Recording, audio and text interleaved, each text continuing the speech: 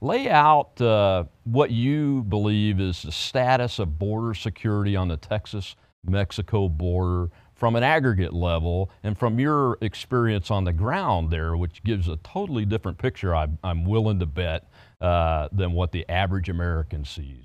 How are we doing out there? Well, I don't think we're doing great. I think that we're doing better than we were doing during the previous administration. I think that law enforcement personnel working on the border definitely have increased morale, which I think is very important. I think they've been more empowered to do their jobs to perform their mission. But I don't think that there's been a lot of actual changes when it comes to physical security. I think that we still are using technology from the 80s, like stuff that has been sent back from the Vietnam War through the 80s.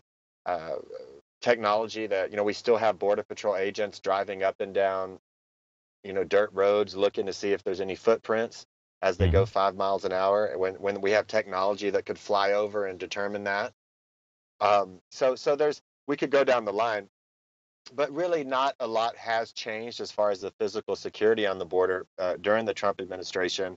And not a lot, more importantly, not a lot has changed in Mexico in the way that the U.S. State Department, um, the balance of influence between the U.S. State Department and U.S. law enforcement agencies against cartels with transnational criminal groups, not a lot has changed.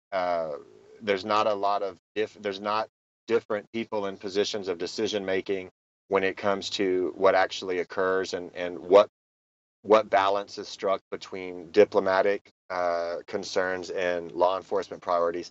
So I would say that we're not doing a whole lot better on the actual security, even though, like I said, the men and women working on that border definitely feel more supported that I can see, and have better morale.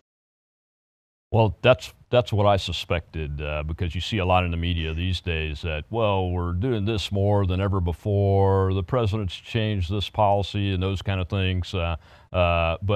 That's what I figured too, is that we're probably doing a little better because the president is smart enough to give delegated authority and resources down to the field level, to the law enforcement level, and he talks up the men and women of ICE and those forces all the time. But if the policies on both sides of the border don't change, we can't address the different groups. And really, aggregately, there I see 3 or 4 different categories of folks. You've got regular Joe and Jane from Mexico looking for work and those kind of folks. Then you've got those kind of folks that are connected to criminals to criminally come across illegally, which may be connected to cartels. And then you've got the cartels business themselves, which is very, very dangerous. Narco terrorism is very dangerous to the citizens on both sides of the border.